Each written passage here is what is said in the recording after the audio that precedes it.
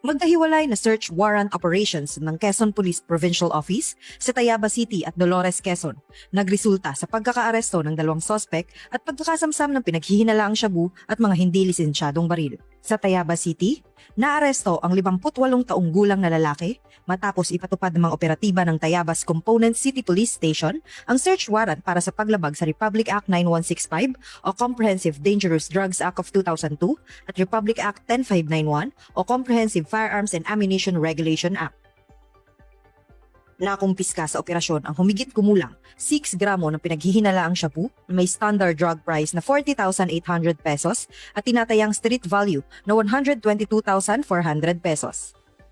Nasamsam din ang isang caliber 45 pistol, isang caliber 38 revolver, mga magazine, live ammunition at iba pang firearms accessories na walang kaukulang legal na dokumento.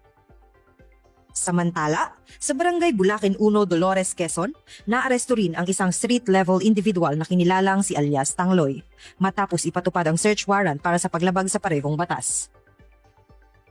Sa isinagawang operasyon, nakumpiska ang isang Taurus caliber 45 pistol, isang improvised 12-gauge shotgun, magazine, 7 bala ng caliber 45 at 3.04 grams ng pinaghihinalaang shabu na may standard drug price na 20,672 pesos.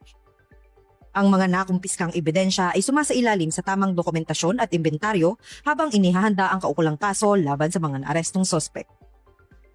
Patuloy namang hinihikayat ng Quezon Police Provincial Office ang publiko na makipagtulungan sa kapulisan sa pamamagitan ng pagbibigay ng impormasyon laban sa iligal na droga at iba pang uri ng kriminalidad. Mula dito sa lalawigan ng Quezon, ang inyong PNN correspondent, Patrolwoman Jessalyn T. Argoso. Alagad ng batas, tagataguyod ng Balikang Pulis.